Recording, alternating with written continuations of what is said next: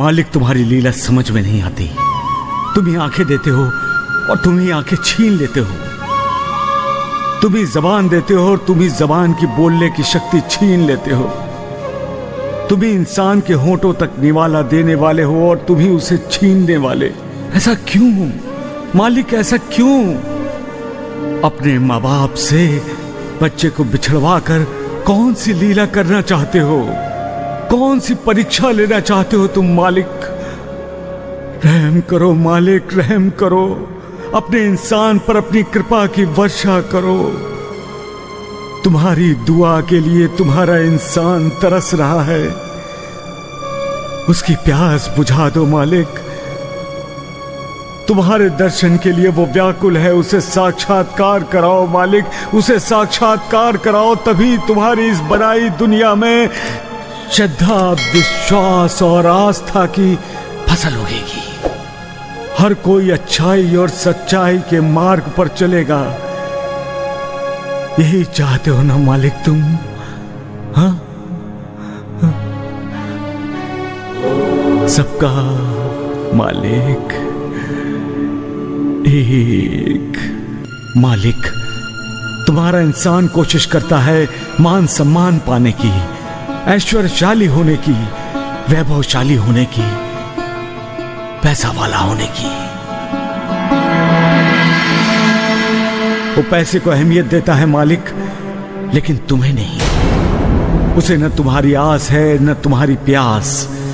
वो प्यासा है पैसों का। उसे पैसों की आस है। वो पैसे को ही भगवान मानता है। तुम्हारा ये इंसान झूठी दुनिया में रहता है मालिक, सच से दूर भागता है। वो जानता नहीं कि जब पैसा आता है तब साथ साथ ईर्ष्या, द्वेष, तनाव, अहंकार भी साथ आते हैं। इंसान के जो कट्टर दुश्मन होते हैं वो भी साथी बन जाते हैं। लेकिन जब तुम साथ होते हो तब अद्भुत मना शांति मिलती है। वो सबका मित्र बन जाता है। उसके मन में विकारों के लिए कोई स्थान नहीं रह जाता। वो पैसों को गिनने से भी ज्यादा तुम्हारा नाम लेने को अधिक महत्व देता है। लेकिन अफसोस, कुछ अज्ञानियों का यही मानना है मालिक कि तुम हो ही नहीं। उनका कहना है कि इस दुनिया में न भगवान है न मालिक है। बस करो बाबा, बस करो। बहुत बोल रहे हो तुम। मैंने कुछ गलती की है माँ जी? तुम भगवान के गुण गाए जा रहे हो, यही तुम्हारी गलती है। देखा मालिक, देखा। अरे बस करो ये नौटंकी, बस करो। नौटंकी मैं कर रहा हूँ या तुम दोनों कर रहे हो? बैल की डोरी हाथ से खींचकर उससे हाँ या ना कौन बुलवाता है? अरे वो तो हमारी रोजी रोटी कमाने का धंधा है। तुम्हारी तरह हम लोगों को फंसाते नहीं है। मैं लोगों को फंसाता हूँ? भगवान, ईश्वर, मालिक का नाम लेकर कौन लोगों को फंसाता है? तुम ही ना। आकाश की दिशा में मालिक से बातें करने का नाटक करके लोगों को कौन बहकाता है?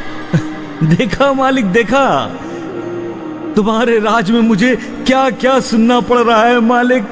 देखो बाबा, अगर मालिक के नाम पे धंधा करना है तो चुपचाप करो ना। इस सच से डर क्यों रहे हो? सच से मैं डर रहा हूँ? तुम लोगों को झूठ बोलते हो। मैं कभी झूठ नहीं बोलता हूँ। इस दुनिया में मालिक है, ईश्वर है, ये झूठ नहीं तो और क्या है? ये झूठ नहीं है। मालिक है, ईश्वर है, भगवान है। अगर है तो फिर कहाँ है? आप यहाँ बैठकर आराम से रोटी खा रहे हैं, ये क्या है? यही तो बता रहा है कि मालिक है। और जिसे 2 वक्त की रोटी नसीब नहीं होती, वो भी यही बताता है कि मालिक है। अपने अपने कर्मों के भोग होते हैं जो हर किसी को भुगतने ही पड़ते हैं। वरना एक ही दिन में एक ही समय 2 बच्चे पैदा होते हैं। एक महल में पैदा होता है तो दूसरा झोपड़ी में। क्यों? क्या है कारण? क्या है इसका खुलासा? क्या है इसका स्पष्टीकरण? है कुछ जवाब? माँ जी, पैदा होने के बाद इंसान जो कर्म करता है वही कर्म इंसान को छोटा या बड़ा बनाता है। इसमें मालिक का कोई दोष नहीं है। दोष है तो केवल इंसान का ही ना। हमने अपने बेटे को ममता दी, हाँ, प्यार दिया। हाँ। क्या ये हमारा दोष है? हमारा इकलौता बेटा एक नाचने वाली के पीछे पागल हो गया है। क्या ये हमारा अपराध है? एक नाचने वाली के लिए उसने हमें जमीन जायदाद से बेदखल कर दिया, घर से बाहर निकालकर फेंक दिया। आप ही बताइए, हमारा क्या कसूर है? क्या कर्म किए हैं हमने? बच्चों को ममता दी, प्यार दिया, यही ना? और उसका ये कर्म फल मिला हमें। आज हम एक मूक बैल की गर्दन में डोरी बांधकर उससे हाँ या ना कहलवाकर 2 पैसे कमा रहे हैं और अपनी जिंदगी की 2 वक्त की रोटी जुटाकर जी रहे हैं। कहाँ है तुम्हारा मालिक? कहाँ है तुम्हारा भगवान? अगर भगवान होता तो हमारे साथ इतना बुरा ना होता। अरे मैं तो कहता हूँ कि भगवान का अस्तित्व ही नहीं है। क्यों करनी चाहिए हमें उस भगवान की आरती? चलो।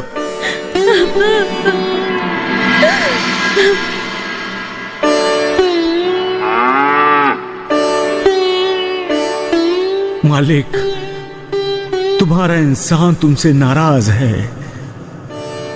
उसके साथ जो बुरा हुआ है, जो बुरा हो रहा है, उससे उसे विश्वास हो गया है कि तुम्हारा कोई अस्तित्व है ही नहीं। मालिक, जो अच्छे वक्त में भी तुम्हें याद करता है, तुम्हारी पूजा करता है, तुम्हारी भक्ति करता है, वही तुम्हारा सच्चा भक्त है। बुरे वक्त में तो हर किसी को तुम्हारी याद आती है, लेकिन बुरे वक्त में भी जो तुम्हें याद नहीं करता है, तुम्हारे अस्तित्व को झुठलाता है, फरियाद करता है, तुम्हें उस पर भी ध्यान देना चाहिए। मालिक, तुम तो हर किसी का न्याय करते हो। मालिक, उन दुर्भाग्यशाली माँ बाप के साथ साथ उनके बदतमीज बेटे का न्याय कब करोगे? मालिक, उसने तो भयंकर अपराध किया है। मालिक, जिन माता पिता ने उसे जिंदगी दी है, उन माता पिता को ही उसने अपनी जिंदगी से निकाल दिया। ये अपराध क्षमा के योग्य नहीं है। इसका अपराध अक्षम्य है, अक्षम्य है, अक्षम्य है। मालिक, अक्षम्य है।